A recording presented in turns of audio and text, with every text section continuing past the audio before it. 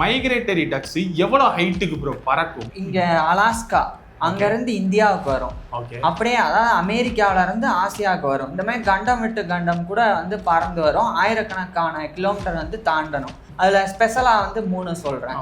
ஒன்னு வந்து நார்தன் செவலர், இன்னொன்னு வந்து நார்தன் பின்டைல். இதோட அந்த வால் இருக்குல்ல அதுவே வந்து ஊசி மாதிரி இருக்கும், அதனாலதான் பின்டைல்னு இதுக்கு பேரு. இன்னொன்று வந்து ப்ளூ விங் டீல் அப்படின்றது. இந்த 3 இனமுமே வந்து வாத்து இனம் தான். 3மே ஒரு இடத்துல இருந்து இன்னொரு இடத்துக்கு போறது தான். இதெல்லாம் வந்து இந்த வேடந்தாங்கல் கேள்விப்பட்டிருக்கீங்களா? பறவைகள் சரணாலயம் அங்க வந்து வரும், செங்கல்பட்டுல இருக்கு. அது ஏன் வரும்னா, இப்போ இங்க இருந்து டிராவல் பண்ணது கரெக்டா கிட்டத்தட்ட ஒரு அலாஸ்கால இருந்து இந்தியாவுக்கு வருதுன்னா கிட்டத்தட்ட கிலோமீட்டர்ஸ் எவ்வளவோ இருக்கும். ஆமா, அந்த கிலோமீட்டர்ஸை இதால எப்படி டிராவல் பண்ணி வர முடியுது? அதே மாதிரி இதுக்கு எப்படி இதுதான் ரூட் அப்படின்னு தெரியுது? வேற ஊர்ல இருந்து இங்க வந்து இனச்சேர்க்கை பண்ணி முட்டை போடுதுன்னா, இது முட்டை போட்டதுக்கு அப்புறம் ஒரு குட்டி வரும்ல, அந்த குட்டியை கூட்டிட்டு அந்த நாட்டுக்கே போயிருமா இல்ல இங்க இந்தியால தான் இருக்குமா?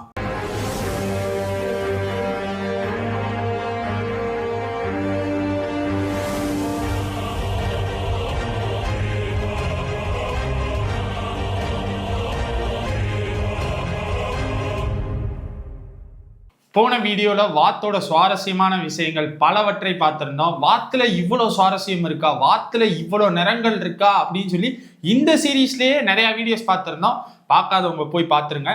இந்த வீடியோல இன்னும் ஒரு சில விஷயங்கள், வாத்தை பத்தின ஒரு சில சுவாரஸ்யமான விஷயங்கள். வாத்துல இத்தனை வகைகள் இருக்கு, ஆனா அதுல ஒரு ஸ்பெஷலான வாத்துனா மைக்ரேட்டரி டக்ஸ். இந்த மைக்ரேட்டரி டக்ஸ்னா ஒரு கண்டத்துல இருந்து இன்னொரு கண்டத்துக்கு டிராவல் பண்ணி போகும். அந்த டக்கை பத்தின சுவாரஸ்யமான விஷயங்கள் தான் இந்த வீடியோல பார்க்க போறோம். ப்ரோ கரெக்ட் தானே? அந்த டக்கோட பேரு மைக்ரேட்டரி டக்ஸ். ஓகே, ஆமா, பொதுவா இடம்பெயர்ந்து போற வாத்துகள்னு சொல்லுவாங்க. ஓகே, இப்போ அந்த மைக்ரேட்டரி டக்ஸ் எவ்வளவு ஹைட்டுக்கு ப்ரோ பறக்கும்? ஹைட்டுன்னு சொல்லும்போது இது வந்து ஆயிரக்கணக்கான அடிக்கு மேலே. உதாரணத்துக்கு சாதாரணமாகவே 2000 அடிக்கு மேலே இதெல்லாம் பறக்கும். ஆனால் ரொம்ப ஹையஸ்டா அப்படின்னு சொன்னால் 20,000 அடிக்கு கூட இது வந்து பறக்கும். அதிகபட்சம் 21,000 அடி இந்த மாதிரி. இந்த ஹைட்டை எப்படி வந்து நம்ம சொல்லலாம்னா, இப்போ கழுகு இருக்குல்ல, கழுகு சாதாரணமாக 10,000 அடிக்கு மேலே பறக்கும். ரொம்ப உயரமாக போச்சுன்னா ஒரு 20,000 அடி போகும். அதுக்கும் மேலே ரொம்ப ஹையஸ்டா போனது வந்து ஒரு 23,000 அடி போயிருக்கு. இப்ப கழுகுன்றது ஒரு குறிப்பிட்ட இடத்த வந்து சுத்தக்கூடியது. இப்ப வாத்து நம்ம எடுத்துக்கிறோம்ல, இந்த இடம்பெயர்ந்து போற வாத்துன்றது மைக்ரேட்டரி டக்ஸ்க்கு தமிழ்ல வந்து இடம்பெயர்ந்து போற வாத்து. ஆமா, அது வந்து இங்க அலாஸ்கா அங்க இருந்து இந்தியாவுக்கு வரும். அப்படியே அதாவது அமெரிக்காவில இருந்து ஆசியாவுக்கு வரும். இந்த மாதிரி கண்டம் விட்டு கண்டம் கூட வந்து பறந்து வரும். ஆயிரக்கணக்கான கிலோமீட்டர் வந்து தாண்டணும். ஸோ அவ்வளோ தூரம் தாண்டதுக்கே இவ்வளோ ஹைட்டு கூட வந்து சில குறிப்பிட்ட வகையான வாத்துகள் வந்து பறக்கும் மைக்ரேட்டரி டக்ஸ். இதுல எனக்கு ஒரு 2 கேள்வி இருக்கு ப்ரோ. மைக்ரேட்டரி டக்ஸ்ன்றது அப்போ நேச்சுரல், அதாவது அதோட வாழ்விடம் வந்து அந்த ஆப்பிரிக்கா, எந்த ஊர் சொன்னீங்க? அலாஸ்கா. அங்கதான் இருக்கும், அது பொதுவாகவே அங்கதான் இருக்கும். இல்ல அப்படி இல்ல, இதுலயே வந்து இப்ப நான் வந்து கொஞ்சம் மைக்ரேட்டரி டக்ஸ்னா சில இது இருக்கு. அதுல ஸ்பெஷலா வந்து 3 சொல்றேன். ஒன்னு வந்து நார்தன் செவலர், இன்னொன்னு வந்து நார்தன் பின்டைல். இதோட அந்த வால் இருக்குல்ல அதுவே வந்து ஊசி மாதிரி இருக்கும், அதனாலதான் பின்டைல்னு இதுக்கு பேரு. இன்னொன்னு வந்து ப்ளூ விங் டீல் அப்படின்றது. இந்த 3 இனமுமே வந்து வாத்து இனம் தான். 3மே ஒரு இடத்துல இருந்து இன்னொரு இடத்துக்கு போறதுதான். இப்ப நார்தன் செவலர்னு சொன்னேன். இது எப்படின்னா, இந்த அலாஸ்கா, கனடா, அதுக்கப்புறம் வந்து சைபீரியா, இந்த மாதிரி நாடுகள்ல தான் வந்து பறந்து விரிஞ்சு வாழும் அதோட இனம் ஃபுல்லா. இப்ப இது வந்து மே மாசத்துல இருந்து ஆகஸ்ட் மாசம் வரைக்கும் அந்த இடத்துல வாழும். ஏன்னா அப்ப அங்க வந்து சம்மர், அங்க வந்து நல்லா இதெல்லாம் பூச்சி நிறைய கிடைக்கும் அந்த மாதிரி.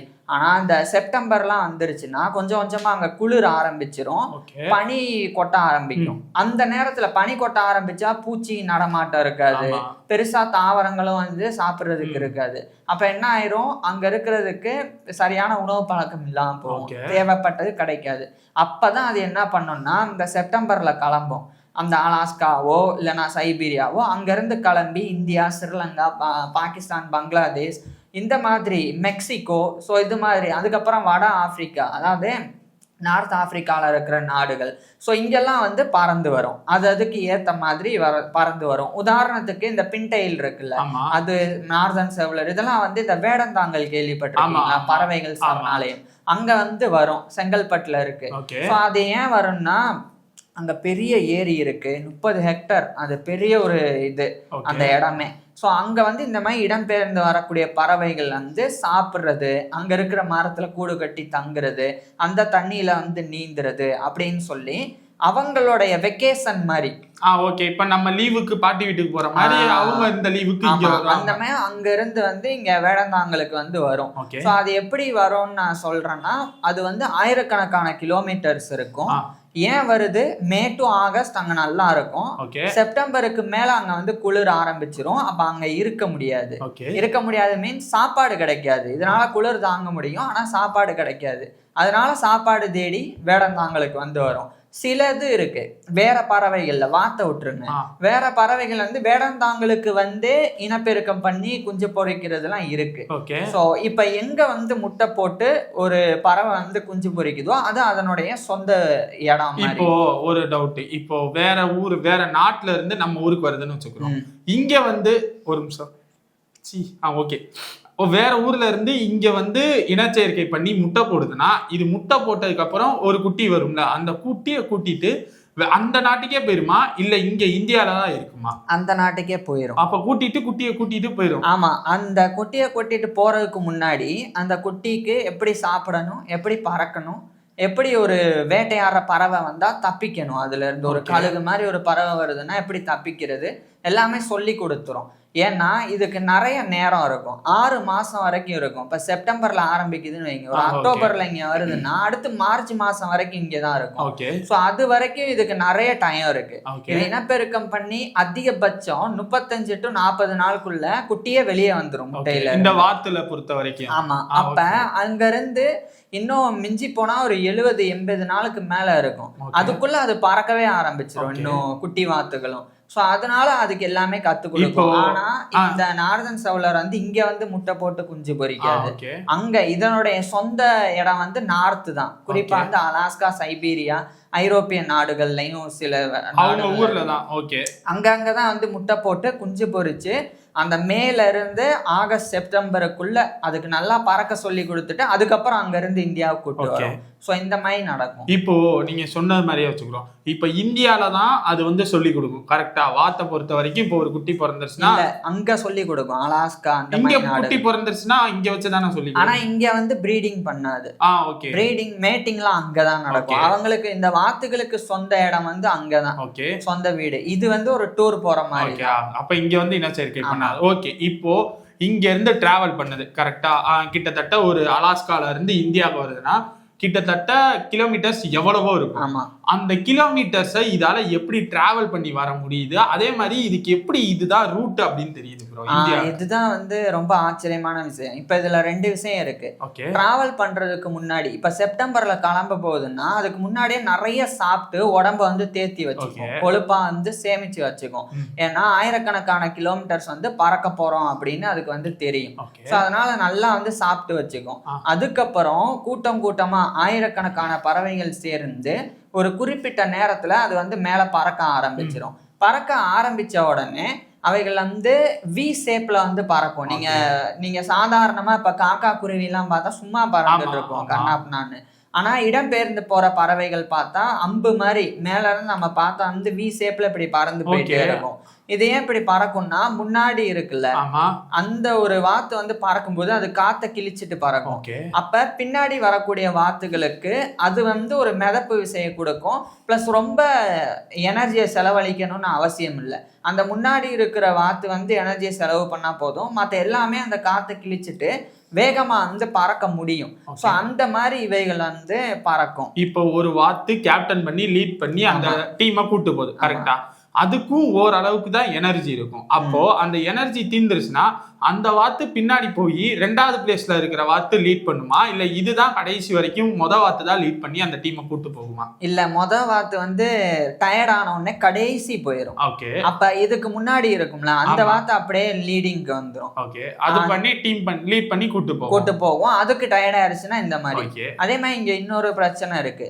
இப்ப இதனால வந்து 400 கிலோமீட்டருக்கு மேல கூட நிக்காம போயிட்டே இருக்கணும். மேல மீன்ஸ் ஹைட் இல்ல, அந்த டிஸ்டன்ஸை தாண்டி கூட நிக்காம பறந்துட்டே இருக்கும். ஆனா அதுக்கு மேல போயிருச்சுன்னா இது எங்கேயாவது ஓய்வு எடுக்கணும். அப்ப என்ன செய்யும்னா இவைகளுக்கு வந்து ஒரு விஷயம் தெரியும், நம்ம பறக்கணும்னா கண்ணா பின்னான்னு இப்ப அலாஸ்காவில இருந்து எப்படி வேணா சுத்தி இந்தியாவுக்கு வான்வெளியில அது நீங்க இன்னும் அந்த ரூட் எப்படின்னு சொல்லுங்க. அது எப்படி வேணா வரலாம். ஆனா இவைகள் வந்து எப்படி பார்க்கணும்னா நடுவுல கடல் இருக்கா, என்ன இருக்கு, இங்க போனா ஏரி இருக்கா, இங்க உணவு கிடைக்குமா, அப்ப எந்தெந்த ரூட் மேப் மாதிரி போட்டுக்கும்.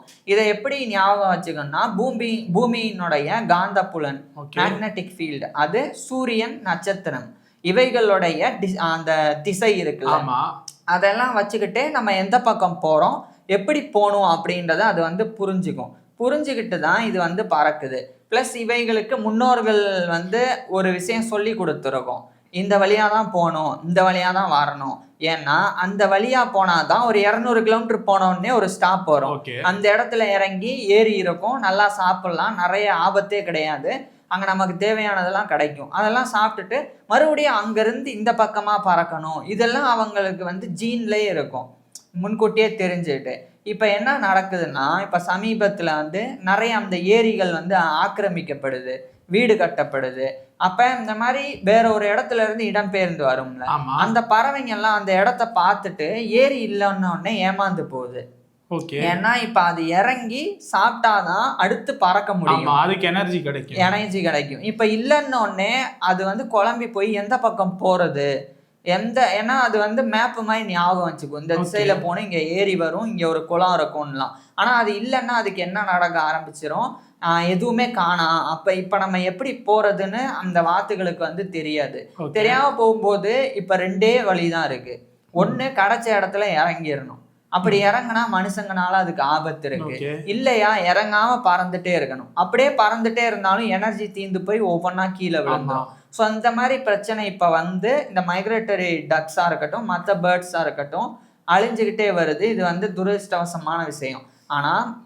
ஆனா இது பெரும்பாலான இடங்கள்ல இப்ப வேடந்தாங்கல்லாம் இருக்குல்ல, அதுக்கு ஓய்வு எடுக்கிற இடம், அதெல்லாம் அழிஞ்சு போச்சுன்னா அது ஒன்றும் பண்ண முடியாது. ஆயிரக்கணக்கான பறவைகள் வந்து ஒன்றும் போக இடம் இல்லாம இதுவாயிரும். ஆனா இப்ப இந்த மாதிரி சில இடங்கள் வந்து பாதுகாக்கப்படுது. இது பாதுகாக்கப்பட்ட இடம். இந்த இடத்துல ஆக்சுவலி இந்த வேடந்தாங்கல்னு இருக்குல்ல, வேடன் தாங்கல் அப்படின்னா வேடர்கள் வந்து தங்குற இடம். அங்க வந்து முந்தி காலத்துல, இப்ப கிடையாது, பல 100 ஆண்டுகளுக்கு முன்னாடி வேட்டையாடுவாங்களாம். இப்ப என்ன ஆயிடுச்சுன்னா அங்க வேட்டையாடக்கூடாது, பறவைகள் வர்றதே ஓய்வெடுக்க தான். நம்ம இதை அழிச்சிட்டோம்னா இந்த பறவை இனமே இல்லாம போயிடும். ஏன்னா இந்த வாத்து மட்டும் இல்லாம இங்க வர்ற பறவைகளுடைய எச்சம் அந்த தண்ணியில விழுந்தா அந்த தண்ணி உரம் மாதிரி மாறுது. அந்த தண்ணியை நம்ம யூஸ் பண்ணோம்னா நிறைய விஷயத்துக்கு, செடி வளர்றது அந்த மாதிரி நிறைய வந்து யூஸ்ஃபுல்லா இருக்கு அப்படின்னு சொல்லி அதை வந்து அழிக்க கூடாது அப்படின்னு அதை வந்து செஞ்சிருக்கலாம். இப்போ எனக்கு இதுல ஒரு 2 கேள்விகள் இருக்கு ப்ரோ. இப்போ ஒரு வாத்து தன்னோட குடும்பத்தை சேர்த்து அது வந்து கூட்டிட்டு ஊருக்கு வந்துகிட்டு இருக்கு, ஓகேவா? அப்படி வரையில குட்டியான வாத்துமே சேர்ந்துதானே வரணும். குடும்பமா வருதுன்னா இப்ப குட்டியான வாத்து சேர்ந்துதான் வருது. இப்போ அந்த குடும்பத்துல ஒரு 8 வாத்து வர்றாங்கன்னு வச்சுக்கோங்க, 7 வாத்து அந்த டீமை லீட் பண்ணி கூட்டு போகுது. 8ஆவதா இருக்கிறது இந்த குட்டி வாத்து. இந்த குட்டி வாத்து இதுக்கு எப்படி இந்த ரூட் தெரியும், இது எப்படி இந்த டீமை லீட் பண்ணி கூட்டு போகும்? இங்க ஒரு மிஸ்டேக் என்னன்னா, ஒரு ஃபிளாக்கா இருக்கும்போதுதான் இந்த மாதிரி 8, 10, 100 பேருன்னு சேர்ந்து வாழும். ஆனா ஒரு இடத்துல இருந்து இன்னொரு இடத்துக்கு இடம் பெயர்ந்து போகணும்னா ஆயிரக்கணக்கான பறவைகள்லாம் சேர்ந்து பறக்கும். சும்மா ஒரு அதுல 20-30 இருக்காது, அப்படியே மொத்தமா சேர்ந்து பறக்கும். அதனால இந்த சின்ன வாத்துகள் எல்லாம் முன்னாடி வரவே வராது, டீம் இருக்காது, அவ்வளவு கூட்டம் இருக்கும். நீங்க வானத்துல சும்மா பார்த்தா உங்களுக்கு இங்க இருந்து பார்க்கும்போது அது கம்மியா இருக்கிற மாதிரி தெரியுது. ஆனா உண்மையை சொல்ல போனா அது ஆயிரக்கணக்கான பறவைகள் கூட இந்த மாதிரி சேர்ந்து வந்து பறக்கும். என்ன அது வந்து நிறைய அடிக்கு மேல எல்லாம் பறக்குதுன்னா, ஒரு 3000 மீட்டருக்கு மேல எல்லாம் போகுதுன்னா நம்ம கண்ணுக்கே தெரியாது அவ்வளவு பறவைகள் வந்து பறக்குது அப்படின்னு, மேகம் வந்துடுறனால. ஸோ அதனால நமக்கு அது தெரியறது இல்லை. பிளஸ் இன்னொன்னு என்னன்னா, இந்த நாக்டர்னல் பேர்ட்ஸ்ன்னு இருக்கு, இந்த இரவு நேரத்துல மட்டும் டிராவல் பண்ற மாதிரி. அதை நீங்க எப்ப பார்க்கலாம்னா, நிலா இருக்குன்னா நிலாவை நீங்க பார்த்துட்டே இருக்கணும். அப்படி பார்த்துட்டே இருந்தா அதை கிராஸ் பண்ணி ஏதோ போற மாதிரி தெரியும். பார்த்தா பறவைகள் வந்து போயிட்டு இருக்கும், இந்த மைக்ரேட்டரி பேர்ட்ஸ் வந்து போயிட்டு இருக்கும். இந்த மாதிரி தான். ஸோ நம்ம சின்ன வாத்து வந்து ஒரு 8 பேர்லாம் சேர்ந்து பறந்து வந்தா வர்ற வழியிலேயே வேட்டையாடப்படும். ஒண்ணு இல்லைன்னா எனர்ஜி பறக்க முடியாம அங்கேயே வந்து விழுந்து செத்துரும். நமக்கு தெரியுறது 8, ஆனா பறக்கிறது எப்படி நிறைய கூட்டமா தான் வரும். சரி ப்ரோ, இப்போ இன்னொரு கேள்வி ப்ரோ. இப்போ ஆயிரக்கணக்கான வாத்து அலாஸ்கால இருந்து இந்தியாவுக்கு வந்துகிட்டு இருக்கு. அலாஸ்கால இருந்து இந்தியாவுக்கு வரையில நடுவுல கடல் இருக்கும், கரெக்டா? அந்த கடல் இருக்கையில அந்த கடலை தாண்டி வரையில இந்த ஆயிரக்கணக்கான வாத்துக்கும் பசிக்குதுன்னா கடல்ல என்ன சாப்பிடும், இதால எப்படி சாப்பிட்டு அடுத்து அங்க இருந்து எனர்ஜியை கெயின் பண்ணி இந்தியாவுக்கு வர முடியும்? இது எப்படி நம்ம சொல்லலாம்னா, அலாஸ்கா டு இந்தியா கேப்ல வந்து கடல் இருக்குமானா அப்படி கிடையாது. இல்ல அந்த பொதுவா நீங்க சொல்றது என்னன்னா, ஒரு கண்டத்துல இருந்து இன்னொரு கண்டத்துக்கு போகுதுன்னா கடல் இருந்தா என்ன பண்ணும்? கடல்ல இருக்கையில இதுக்கு சாப்பாடு பசிச்சிருச்சு, கண்டிப்பா சாப்பிட்டே ஆகணும் அப்படின்னா இது என்ன பண்ணும்? சிம்பிள். இந்த வாத்துகள் வந்து தண்ணியில வாழ முடியும் ஒண்ணு. ரெண்டாவது இது மேக்சிமம் என்ன பண்ணும்னா கரையை ஒட்டி தான் பறக்கும். இப்ப இப்படி கடல் இருக்குன்னா இந்த கரையை ஒட்டி பறந்து ஒரு இடத்த வந்து கடக்கும். இப்ப கடலை கடந்தாகணும்னா அப்ப கடந்து போகும்போது நடுவுல அலை இல்லாத நடுக்கடல் இருக்கும்ல, அங்க வந்து எல்லாமே இறங்கிடும். இறங்கிட்டு சுறா நடமாட்டம் எதுவுமே இல்லாத மாதிரி இறங்கிட்டு அங்க இருக்கிற மீன் இதெல்லாத்தையும் வந்து பிடிச்சு சாப்பிட்டுடும். சாப்பிட்டுட்டு மறுபடியும் அங்க ரெஸ்ட் எடுத்துட்டு பறக்கும். ஸோ இந்த மாதிரி கடல்லையும் அதனால இறங்க முடியும். ஓகே, அவ்வளவுதான் ப்ரோ. எனக்கு இந்த வீடியோல கொஸ்டின்ஸ் உங்களுக்கு ஏதாச்சும் சொல்றதுக்கு இருக்கா? இல்ல, அவ்வளவுதான். சரி ப்ரோ, இப்போ இதுல கடைசியா ஒரே ஒரு கேள்வி கேட்கணும். இப்போ நம்ம வந்து பார்த்ததுல வாத்து வந்து எல்லா இடத்துலயுமே வாழ்றதுக்கு வாய்ப்பு இருக்கு, கரெக்டா? அப்படி வாழையில ஒரு சில வாத்துகள் வந்து நம்ம குளிரான இடங்கள்லயும் நம்ம பார்க்க முடியுது. அந்த குளிர்ல நம்ம காலை வச்சாலே நமக்கு உறைஞ்சு போயிடும். வாத்தால எப்படி அங்க சஸ்டெயின் பண்ணி வாழ முடியுது? எப்படி? இதுக்கு வந்து ஒரு முக்கியமான விஷயம் என்னன்னா, அதனுடைய உடம்புல இருக்கக்கூடிய ஒரு வகையான counter current heat exchange system அப்படின்றது. இது என்னன்றத சொல்றேன். இப்ப பொதுவா நம்ம உடம்புல வந்து ஆர்டரி, வெயின் அப்படின்னு 2 ரத்த நாளங்கள் இருக்கு. இதை வந்து புரிஞ்சுக்கோங்க. ஆர்டரினா என்னன்னா, இப்ப நம்ம வந்து சுவாசிக்கிறோம்ல, சுவாசிச்சு ஆக்சிஜன் வந்து ரத்தத்துல கலக்கும். அப்படி ரத்தத்துல கலந்து ஆக்சிஜனோட இருக்கிற ரத்தம் இருக்குல்ல, அதுதான் உடம்பு முழுக்க போகணும். அப்பதான் நம்ம உடல் உறுப்புலாம் இருக்கும்ல, அது நல்லா ஆரோக்கியமா இருக்கும். இப்ப ஆக்சிஜன் வந்து ஒரு உறுப்புக்கு கொடுக்குது, நம்ம ரத்தம் போய் இப்ப கல்லீரலுக்கு கொடுக்குதுன்னா அதை கல்லீரல்ல பாஞ்சிட்டு அது வெளியே வரும்போது ஆக்சிஜன் இல்லாம தானே வரும். ஏன்னா கல்லீரலுக்கு கொடுத்தாச்சு, அங்க இருக்கிற செல்ஸ் அதை யூஸ் பண்ணியாச்சு, அப்ப கார்பன் டை ஆக்சைடோட வரும். இப்படி ஆக்சிஜன் தீந்த ரத்தம் இருக்குல்ல, அது போற பாதை வெயின்.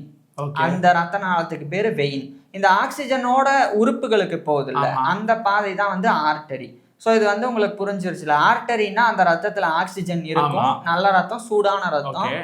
இதுவே வந்து வெயின் அப்படின்னா ஆக்சிஜன் இல்லாம தீந்து போய் மறுபடியும் வந்து நுரையீரலுக்கு வர்ற ரத்தம், ஆக்சிஜனுக்காக வர்ற ரத்தம். இப்ப வாத்துகளுடைய உடம்புல எப்படி இருக்கும்னா, இந்த ஆர்டரி வெயின் இருக்குல்ல, ரெண்டுமே இப்படி பின்னின மாதிரி இருக்கும் ஒரே இடத்துல. இப்ப என்ன நடக்கும்னா, அதோடைய கால் இருக்கும், கால்ல வந்து எப்பவும் ஜில்லுன்னு தான் இருக்கும். அதனுடைய காலே ஜில்லுன்னு மீன்ஸ் -0 டிகிரியில வந்து இருக்கும். அது ஏன் அப்படின்னா, இப்ப ரத்தம் சூடா இருக்கும். ரத்தம் சூடா இருந்து அந்த சூடான ரத்தம் உடல் முழுக்க பாஞ்சா உடம்பு ஃபுல்லா சூடா இருக்கும். இங்க என்ன நடக்கும்னா, வாத்தோடைய இதுதான் காலுன்னு வச்சுக்கோங்களேன். இந்த கால்ல 2 ரத்த நாளங்களும் பின்னிடுறனால ஒரு ரத்த நாளம் வந்து இது சூடான ரத்தத்தை கொண்டு போறது, இன்னொரு ரத்த நாளத்துல சூடே இருக்காது. இப்ப ரெண்டுமே ஒரே இடத்துல சேரும் போது இந்த சூடான ரத்தம் இருக்கிற ரத்த நாளத்துல இருக்கக்கூடிய ஹீட் இருக்குல்ல, அது வந்து ஹீட் இல்லாத ரத்த நாளம் இருக்குல்ல, அங்க வந்து பாஞ்சு அந்த இடத்துல இருந்து ஹீட் மறுபடியும் மேல ஏற ஆரம்பிச்சிடும். அது எப்படின்னா இப்படி புரிஞ்சுக்கலாம். இந்த 2ன்னு வச்சுக்கோங்க. இங்க இருந்து ஆக்சிஜன் வந்து ஹீட்டோட இப்படி இறங்குது ரத்தம், இதுல இருந்து இப்படி மேல ஏறுது மறுபடியும். ஆனா இங்க வந்து ஆக்சிஜன் இல்லாம ஜில்லுன்னு இருக்கிற ரத்தம்னு வச்சுக்கோங்க உங்களுக்கு புரியுறதுக்காக. இப்ப ரெண்டுமே ஒட்டி இருக்கிறனால என்ன ஆகும்னா, இந்த ஒட்டின குறிப்பிட்ட இடம் இருக்குல்ல, இங்க வரும்போதே இந்த ஹீட் இருக்கும்ல, மேல இருந்து வர்ற ஹீட் அப்படியே இங்க மாறிடும். மாறி மறுபடியும் மேலேயே சுத்திட்டே இருக்கும். இது பிரிஞ்சிருந்தா ஃபுல்லா கீழே போயிட்டு கால் வரைக்கும் போயிட்டு இந்த பக்கம் ஏறும். ஆனா இது காலுக்கு முன்னாடியே இப்படி சேர்ந்துடுறனால கால் வரைக்கும் அந்த ஹீட் போகாம இந்த ஹீட் இங்கே டிரான்ஸ்ஃபர் ஆகி மேலேயே மறுபடியும் போக ஆரம்பிச்சிடும். இதனால என்ன ஆகும்னா, காலில் ஹீட்டே இருக்காது. இப்ப உங்க காலில் வந்து ஹீட் இருக்கும் கண்டிப்பா. அதனாலதான் நீங்க ஐஸ் கட்டியில போய் காலை வச்சீங்கன்னா ஜிவ்வுன்னு அந்த கால் ஹீட்டை வந்து வெளியேற்றும். அப்படி வெளியேற்றும் போது உடம்பு முழுக்க இருக்கிற ஹீட்டும் வெளியேறி நீங்க வந்து உறைஞ்சு போய் அசைய முடியாம வந்து கீழே விழுந்துடும். இப்படிதான். ஆனா வாத்துகளுக்கு கீழே காலில் வந்து அந்த ஹீட்டே இல்லையே. அப்ப ஹீட் இருந்தா தானே காலை வச்சா அது உறைஞ்சு போறதுக்கு. ஹீட்டே இல்லாதனால என்ன ஆகும்னா, அந்த பனிக்கட்டியில காலை வச்சா சரி, ஜில்லுன்னு இருக்கிற தண்ணியில காலை வச்சாலும் சரி, அந்த ஜில்னஸ் வந்து ஏற்கனவே அங்க காலில் அதுதான் இருக்கிறனாலையும் பிளஸ் காலுக்கு மேலேயே அந்த ஹீட் வந்து கீழே இறங்காம உடம்புக்கே பாஞ்சிட்டே இருக்கிறனாலையும் வாத்தோடைய உடம்பு வந்து எப்பவும் கதகதப்பாக தான் இருக்கும். அதனுடைய கால் எப்பவுமே வந்து 0 டிகிரியில இருக்கும். ஸோ அதனால வந்து அங்க தப்பிக்க முடியுது. இப்ப வாத்தால எந்த கிளைமேட்ல இருந்தாலும் சஸ்டைன் பண்ணி வாழ முடியும். சஸ்டைன் பண்ணி எந்த கிளைமேட்னாலும். ஆமா. ஓகே, இந்த வீடியோல எனக்கு கேள்விகள் அவ்வளவுதான் ப்ரோ. உங்களுக்கு ஏதாவது சொல்றதுக்கு இருக்கா? அவ்வளவுதான். அடுத்த வீடியோல என்ன ப்ரோ பார்க்க போறோம்? அடுத்த வீடியோல ஒரு மனுஷனை வாத்துகள் வந்து தாயா வந்து பார்த்துச்சு. அது எப்படி அப்படின்றத பத்தி ஓகே, ஒரு சுவாரஸ்யமான விஷயத்தோட வந்து சந்திக்கிறோம். அடுத்த வீடியோல ஒரு தாயா வாத்த பார்த்திருக்காங்கன்னா சூப்பரா இருக்கும். ஓகே, உங்களுக்கு தாயா வாத்த பார்க்கல, ஒரு மனுஷனை தாயா வாத்துகள் பார்த்திருக்கு. ஓ, மனிதர் தான் இந்த இடத்துல தாயா இருந்திருக்காங்க, வாத்து வந்து பிள்ளையா இருந்திருக்காங்க. ஓகே, அடுத்த வீடியோல இத பத்தி பேசுவோம். உங்களுக்கு ஏதாச்சும் இந்த வாத்து வீடியோல கீழே கேள்விகள் இருந்துச்சுன்னா கீழே கமெண்ட்ல சொல்லுங்க. தேங்க்யூ.